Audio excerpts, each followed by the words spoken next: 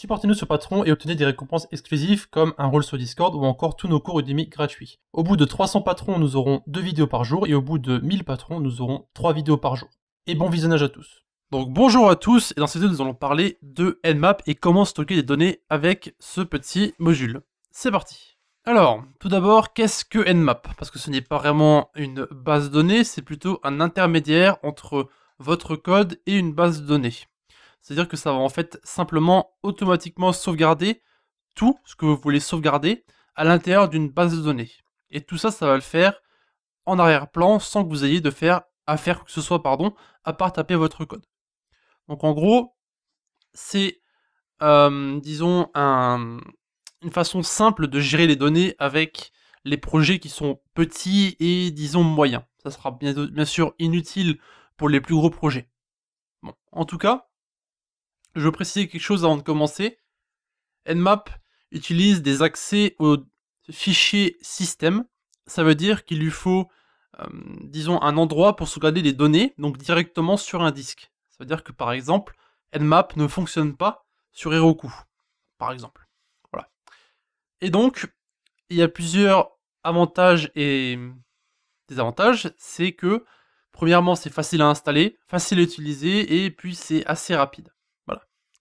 Puis après, évidemment, puisqu'on utilise les disques, les fichiers système, etc., vous utilisez plus de mémoire, et vous pouvez pas faire de connexion entre les différentes bases de données que vous avez. Ce qui veut dire que, pour les plus grandes applications, ça sera pas vraiment terrible, on va dire. Voilà. Du coup, pour ça, on a besoin de Nmap, qui est normalement déjà installé, et on aura besoin aussi de Better SQLite Pool. Donc, npm i Better SQLite Pool. Et si vous n'avez pas Nmap, vous pouvez installer Nmap, npi Nmap, tout simplement. Voilà. Alors, au lieu de vous expliquer plus ou moins la théorie de comment tout se passe, etc., je vais vous montrer directement un exemple de comment faire pour construire un petit système d'avertissement que vous pourrez ensuite réutiliser pour construire vos propres données. Évidemment, il y a beaucoup plus de choses qu'on peut faire avec Nmap, mais je vais vous montrer ici la base de la base pour stocker des données. Donc, évidemment, nous allons créer un système d'avertissement. Donc ce qu'on va faire, c'est qu'on va partir directement dans nos commandes ici. On va créer un fichier warn.js. Voilà. On va mettre notre code de base. Donc on va prendre ici, par exemple, la commande embed. On a ici... On n'a pas tout très sophistiqué encore. Donc on va simplement exporter le module ici. Voilà, comme ceci. Et donc maintenant, on va simplement commencer à taper ce que nous voulons. Alors, premièrement, on va devoir sélectionner l'utilisateur pour pouvoir lui donner un avertissement. Donc ici, on aura besoin de Discord, du coup. Donc ce sera le seul module dont on aura besoin. Donc Discord.js ici. Et maintenant, on va pouvoir sélectionner notre utilisateur. Donc warned user. Donc ici, on va mettre message.guild. D'ailleurs, on aura besoin de args ici aussi. Sinon, ça ne va pas marcher. Voilà. Donc message.guild.member ici. Donc message.mention.users.first. Ensuite, on a deux barres ou. Et donc celui-là, on l'a déjà tapé plusieurs fois. Message.guild.members.get args0. C'est celui-là qui nous intéresse le plus. Voilà. Maintenant, je vais peut-être un peu zoomer. Donc voilà. Maintenant, évidemment, on va mettre une vérification, warned user. On va mettre ici return message.channel.send. Voilà. Et on va mettre ici l'utilisateur n'existe pas. Voilà. Maintenant, on va mettre l'incrémentation pour notre base de données. Donc on va créer ça à l'intérieur d'une constante qui ne va jamais changer. Donc ici, on va l'appeler warn2add et on va mettre ici 1. Parce qu'on va à chaque fois incrémenter de 1 notre warnings, notre système. Et on aura besoin d'un système de raison. Donc évidemment, on va mettre une raison à l'avertissement. Donc args.join, ici, comme d'habitude, .slice22, pour tout récupérer, tout simplement. Voilà. Maintenant, ce qu'on va devoir faire, c'est commencer à utiliser Nmap. Et pour utiliser Nmap, on va devoir d'abord l'initialiser dans notre fichier principal. Donc dans notre main.js ici, on va simplement déjà récupérer Nmap qui est ici, mais on va créer ici un système qu'on va appeler client.warns égale, et là on va créer un nouveau nmap. Donc comme on avait fait pour nos commandes juste en dessous ici, new nmap, sauf qu'à l'intérieur on va mettre un nom, et on va mettre ici name, on va appeler warns. Ce sera en fait nos différents avertissements. Maintenant, ce qu'on va devoir faire, c'est s'assurer que l'utilisateur va en fait avoir un point d'entrée dans la base de données. C'est-à-dire que s'il n'est pas encore dans la base de données, on va simplement l'ajouter. Donc ici, on va mettre bot.warns.ensure. Donc là, on va... Ah, c'est pas bot du coup, vu que c'est JT client. Donc client.warns.ensure. Et là, on va mettre ici directement les données qu'on va mettre dans notre base de données. Donc on va mettre ici warned user.id, on va récupérer son ID. Ensuite, on va mettre une virgule. Et ici, on va mettre simplement un objet où on va créer notre clé warnings qu'on va mettre à 0 par défaut. Donc ici, ce qui va se passer, c'est que ça va créer la base de données. Donc dans un fichier data qu'on va voir plus tard. Et ça va directement enclencher le warnings à 0 ici par défaut. Voilà. Et donc maintenant, ce qu'on veut récupérer, ce sont les warnings de l'utilisateur. Donc let user warnings égale client.warns.get. Donc ça, c'est tout ce qu'on récupère du fichier principal, donc le client.warns que nous avons ici, .get. Et donc ici, on va simplement récupérer l'idée de l'utilisateur. Donc warned user.id. Ici, on va simplement récupérer donc les warnings. Donc on a stocké justement ici un peu plus haut. Et voilà. Et tout ce qu'on a à faire ici, c'est incrémenter user warnings de 1, donc avec warn to add qu'on a mis au-dessus, ici. Et ce que ça va faire, c'est que lorsqu'on va taper la commande pour n'importe qui, on va en fait d'abord incrémenter notre user warnings qu'on a récupéré ici, de 1, tout simplement. Voilà. Et donc maintenant, ce qui nous reste à faire, c'est faire un set pour en fait sauvegarder nos données. Donc bot. Après, il va absolument mettre bot à chaque fois, bot. Donc client.warns.set ici, et on va donc sauvegarder nos données, donc comme ceci. Alors ça va être warned user.id, donc là on va récupérer son nom, user warnings, donc les avertissements de l'utilisateur, et warnings, comme ceci. Et donc maintenant, ce qu'on peut faire, c'est simplement taper un petit message. Alors je sais pas qu'est-ce qu'on pourrait taper, par exemple, qu'est-ce qu'on pourrait taper ?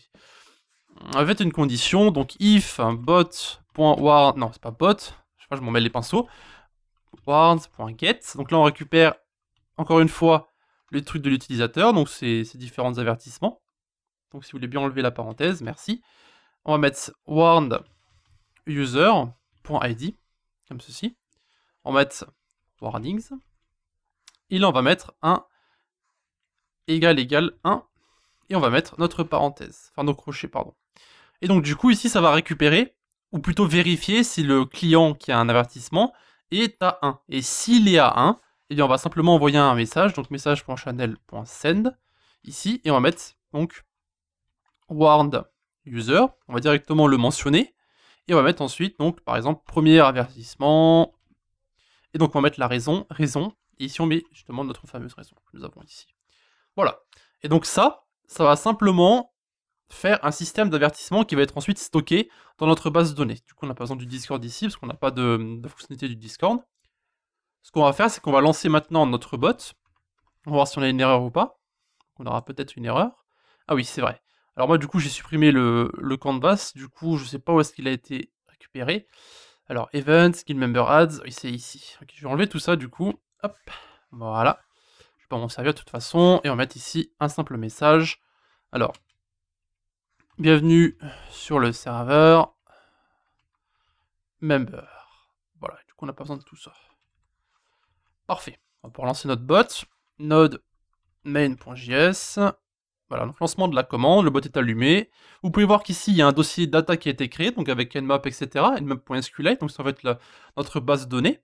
Et donc maintenant, si on va sur notre serveur, donc on va maintenant taper z.warn, on va mettre moi, et on va mettre par exemple ici test. On va voir ce qui se passe. Et du coup, vous pouvez voir, ah Alex, premier avertissement, raison test. Maintenant, on veut vérifier si on peut avoir un deuxième avertissement. Donc on va en fait retaper la commande et on va faire une vérification pour quelqu'un qui aurait 2 avertissements. Donc on va ici copier ça. On va mettre en dessous, au lieu de 1, on va mettre 2 du coup. Et là on va mettre du coup deuxième avertissement. Voilà. Et du coup maintenant on va relancer notre bot tout simplement. Voilà, et on va faire un petit test très rapidement. Z.warn à Alex test. Et voilà, donc Alex, deuxième avertissement, raison test. Et donc ça, on peut directement aller le voir dans les données qu'on va voir. Donc on va faire ici, clic droit sur SQLite, Reveal in Explorer. Voilà, donc ça va en fait l'ouvrir dans notre explorateur. Ici, moi j'ai quelque chose pour regarder dans les fichiers de base de données de SQLite. Donc vous avez ici un logiciel qui s'appelle DB Browser for SQLite. Donc vous pouvez simplement le télécharger. Et lorsque on va l'ouvrir, vous allez pouvoir voir les données dans votre base de données ici.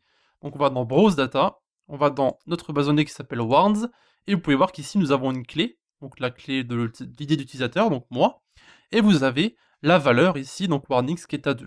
Et donc si on continue à l'incrémenter à chaque fois au fur et à mesure, et qu'on tape par exemple sur notre serveur z.warn à Alex test, vous pouvez voir qu'ici rien ne se passe, mais par contre dans notre base de données ici, si on rafraîchit les données, vous pouvez voir que mon warnings est maintenant à 3. Voilà. Donc, c'est un système très simple. Vous pouvez faire ce que vous voulez. Comme vous avez peut-être pu le voir sur mon serveur à moi, eh bien, j'ai un système donc, qui va en fait renvoyer des embeds, etc.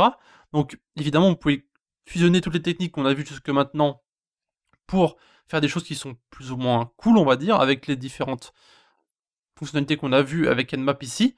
Donc, je pourrais vous montrer plus de choses à faire, mais vous avez ici plus ou moins la base. Vous avez quelque chose pour récupérer les données dans la base de données. Vous avez quelque chose pour créer des données de base, donc avec le ensure ici qui va créer notre warnings, et vous avez ensuite votre donc ici votre get pour récupérer les données dans la base de données.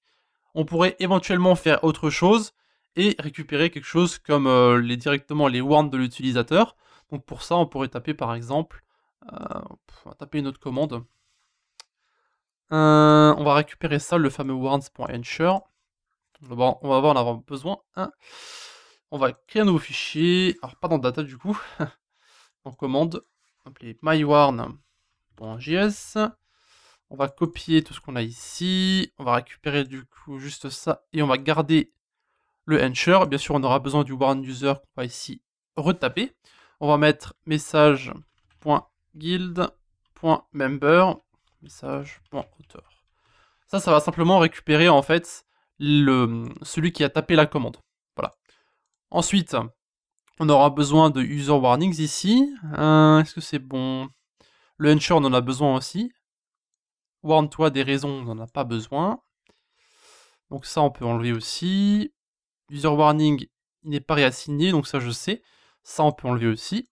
Voilà, donc on a 7 ici, on peut aussi enlever d'ailleurs. Donc maintenant, on aura notre ensure, c'est-à-dire que si la personne tape la commande, il aura automatiquement une warnings qui est à 0, donc ça va en fait dire à la personne qu'il n'a aucun avertissement. Donc ici, vous avez warn user. Le user warnings, on va le mettre tout en haut. Voilà. On a notre client warns.ensure ici, et on va simplement mettre message.channel.send ici, et on va mettre donc le nombre d'avertissements de l'utilisateur. Warn user, donc on va mettre tu possèdes actuellement. Alors j'ai pas mis du bon côté du coup. Tu possèdes actuellement. Donc il faut mettre le nombre d'avertissements, donc user warnings. On va mettre avertissement. Ouais, si. Voilà. On va mettre un point et on va fermer notre truc. Voilà. Du coup, plus besoin du args ici en haut. Et le user warning, on va mettre un const vu qu'il n'est pas réutilisé. Voilà. Donc on va faire notre petit test, on va ouvrir notre terminal, on va relancer notre bot. Voilà. On va aller dans notre serveur, on va faire z.mywarn. Et Alex, tu possèdes actuellement 3 avertissements. On va faire un petit truc maintenant. On va fermer notre bot, on va voir si ça fonctionne. On va en fait supprimer complètement le fichier. Donc on va faire ici dans notre dossier. Hop. On va supprimer le data. Est-ce que c'est le bon serveur? Oui. On va supprimer ça. Voilà. Et on va relancer notre bot. Voilà. Et du coup, on a des données qui ont été remises ici, donc avec une nouvelle base de données. Donc ce qu'on va faire, c'est qu'on va taper simplement z.mywarn. Et nous avons une erreur ici. The key does not exist in the map warns. Ok, donc ce que vous allez devoir faire ici, évidemment, donc petite erreur de ma part, évidemment, parce que j'avais pas l'habitude de taper ça dans ce genre de sens ici. Donc vous allez devoir taper le ensure ici avant la récupération de warnings ici. Parce qu'en fait, il faut d'abord qu'il crée notre donnée, et qu'ensuite il la récupère, et qu'ensuite on envoie le message. Donc j'ai fait quelques petits tests ici. J'ai en fait supprimé la base de données que nous avons ici, donc on va voir qu'elle n'est plus là. Je vais relancer le bot. Donc on va avoir un dossier qui va être complètement vierge, donc de notre base de données. On va mettre ici z.mywarn. Voilà. Et vous pouvez voir que donc il y a marqué Alex, tu possèdes actuellement 0 avertissement. Et que donc actuellement, nous n'avons aucun avertissement. Voilà. Donc ça peut être autre chose. Si jamais vous pouvez créer une donnée par défaut pour votre utilisateur, si jamais il n'en a pas déjà. Autrement, ça va simplement renvoyer rien du tout. Voilà. Donc, voilà, c'était l'introduction pour Nmap ici. Donc, on a vu comment créer de nouvelles données à partir de rien, comment incrémenter nos différentes données, nous avons comment récupérer ces données et comment les utiliser à travers une condition très simple que nous avons ici. Donc bien sûr, vous pouvez faire des choses qui sont beaucoup plus complexes, et on fera des choses qui seront beaucoup plus complexes dans les projets plus tard, mais pour le moment, ça suffit comme introduction. Voilà, donc si vous avez des questions à poser, encore une fois, vous avez les commentaires de YouTube ou bien encore le Discord de la communauté, et on se voit dans un instant pour la prochaine vidéo. À de suite. De plus, n'hésitez pas à visiter nos différents réseaux, donc eux aussi dans la description, Discord, notre blog, Facebook, Twitter, Google+, etc.